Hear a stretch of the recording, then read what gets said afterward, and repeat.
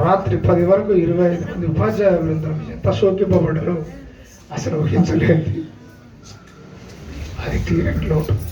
అందరికి కూడా ఒకే విన్నపం, ఉడతా సహాయం అంటాం కదా, మనకు వారికి పాఠశాల తరఫున వారి ఉద్యోగ రీత్యా సందర్భంగా ఏదున్నా కూడా మా దగ్గర నుంచి ఒక చిన్న పెన్ని అంటే 1 పైసా కూడా లోటు జరగదు, ప్రతిదీ ఉంటుంది. అది దాని గురించి అసలు మర్చిపోవాలి, దానికి అవసరం లేదు.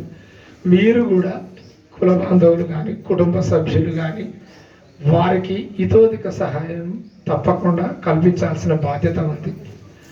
చాలా గొప్ప వ్యక్తి, షార్ప్ చక్కగా ఉండే అన్నిట్లో తలలో నాలుకలాగా ఉన్న వ్యక్తిని కోల్పోయి ఉన్నాము. చాలా సహాయకారి కూడా. మనకిప్పుడు అవకాశం వచ్చింది, తను చేసి వెళ్ళిపోయాడు, మనం సహాయం చేసే అవకాశం వచ్చింది. కాబట్టి ప్రతి ఒక్కరు కూడా భేషద్వేషాలు లేకుండా అందరూ కూడా ఇతోధికంగా సహాయం చేయాలని ఈ సభా సందర్భంగా అందరినీ మనస్ఫూర్తిగా కోరుతున్నాను. చివరగా 1 నిమిషం వారు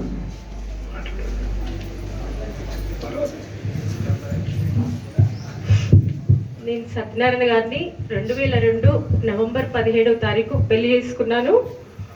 24 ఏళ్ళ జీవితంలో నేను ఎప్పుడూ బాధపడలేదు. నన్ను చాలా చాలా బాగా చూసుకున్నారు. ఇంత తొందరగా నన్ను వదిలి వెళ్ళిపోవడం నాకు చాలా తీరని లోటు.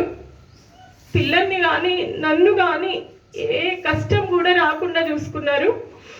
ఇంకా తన చేసిన సేవలు కానీ ఇంకేమైనా కానీ నేను చెప్పాల్సిన అవసరం కూడా లేదు. అందరికీ చాలా చేసేవారు.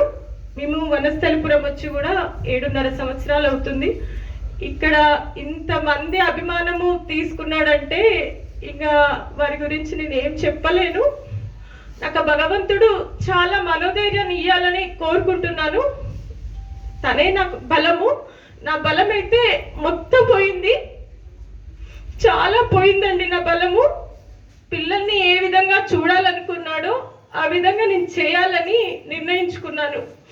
అంతే అండి. నేనేం చెప్పాలని చాలా